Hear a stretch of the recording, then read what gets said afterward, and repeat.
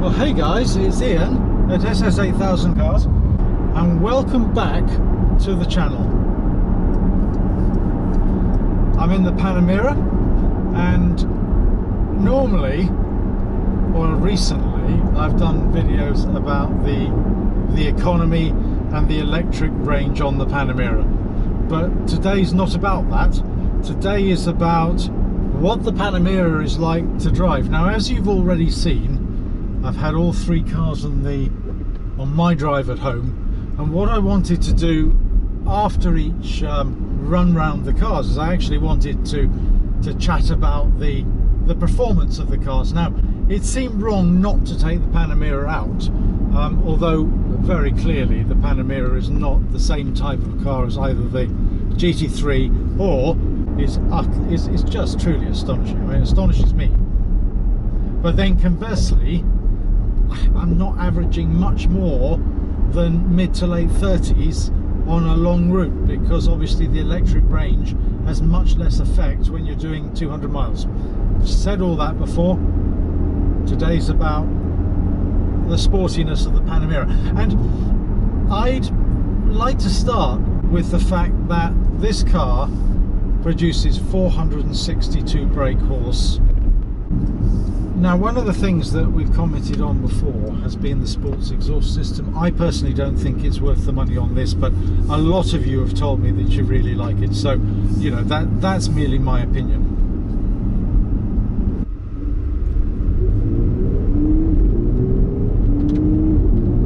Okay, plenty of acceleration. This car does not lack for acceleration. One of the things that you have to be a little bit careful of is that when you change direction quickly, the weight changes as well. Neat though, neat in the same way as the 4S was, neat in its handling.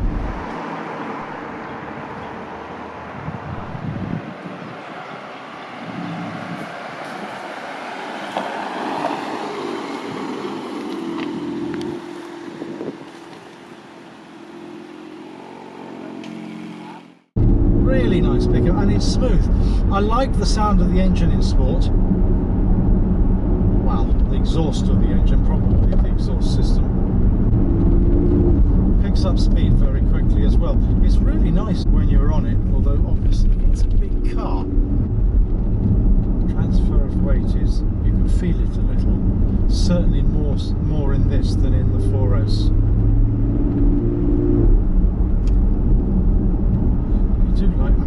It's nice to drive quickly.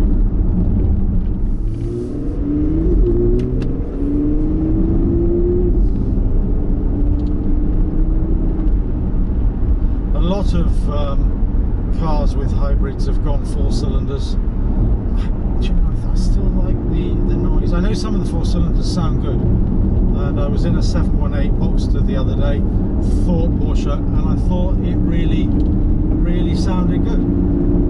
But not as good as a 6-cylinder engine. It's just there's a culture to the 6-cylinder, and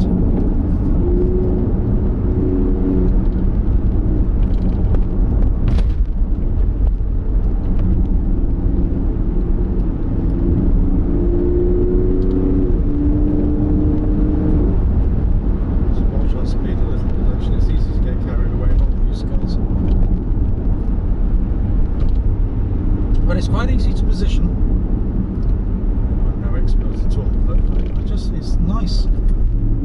Get the power on reasonably early, although, I mean, you know, I'm not really pushing it. I don't think it's quite such a precision instrument that the 4S is, and I think that is entirely down to the extra 350 kgs worth of weight. Noticed there when I was coming through some of the corners and something big was on the other side. It's not quite so easy to place if you're turning at the same time. So when you're turning, the weight is transferring slightly, and yet you've just got to pull it in a bit further to get by the other car.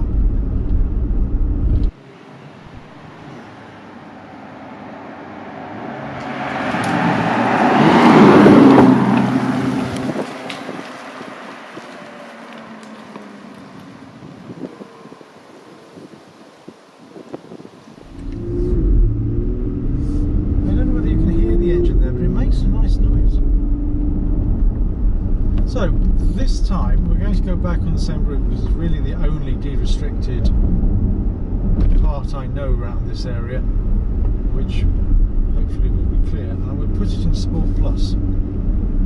So now what I've done is I've firmed up the suspension to its maximum setting. Now I suspect even with the suspension in Sport, the chances are that you end up with a certain looseness when it's quite a heavy car. So I'm hoping now I can feel the suspension feels much firmer. I'm hoping that it'll just give me that extra bit of control.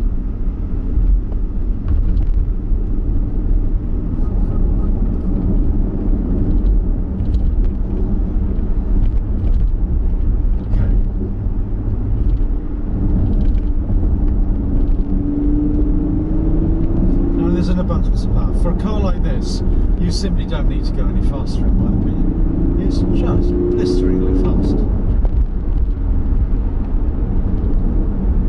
Yeah, it's giving you that extra control. That is amazing, actually. I would have. I'm surprised at that. Okay, now I've found something out that I didn't know. It's got great body control.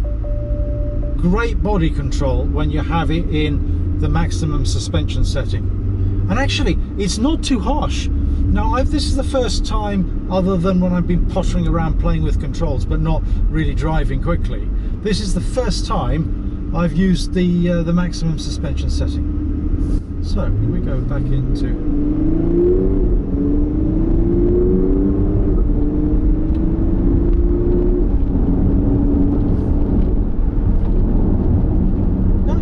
nice. Much better than the single suspension setting.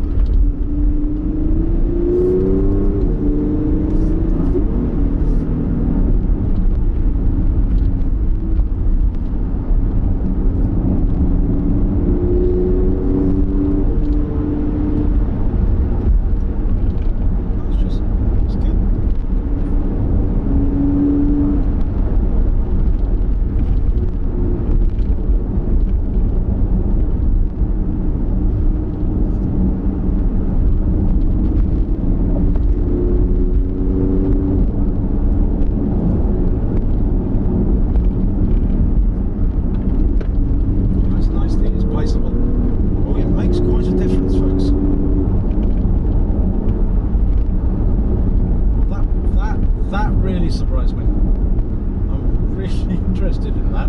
That really makes the car quite pleasurable to drive. I was just noticing, as I said, that when it was, you know, in a corner, changing direction, shifting weight, I was finding that in Sport alone, with the damper setting on one firm setting, it was just slightly difficult to turn that bit further to avoid the van on the other side of the road. But in the stiff suspension, it's really nice. Enjoyed that. Really enjoyed that.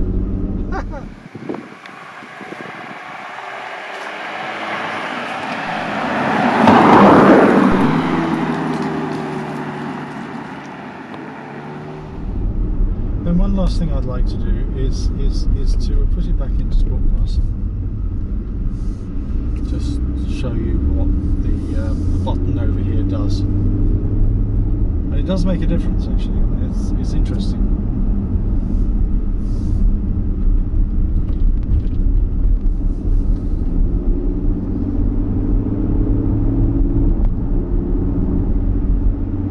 Right, so you're driving and you want maximum power. I just need to make sure that it's clear. You want maximum power, you press the button in this, and I think it readies the system for 20 seconds or something, and then you go.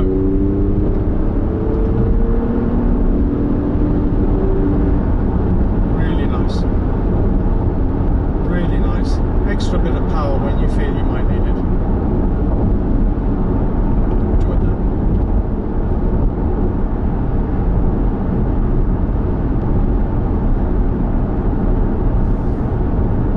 Okay guys, well I hope you enjoyed that.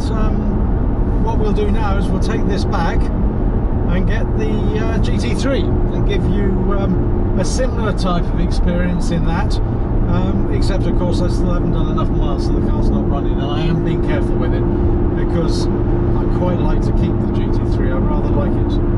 Well, I think you could use the GT3 every day. Those would be my first impressions, but whereas I'd never use the McLaren every day. But the GT3 I think you could, because visibility is good.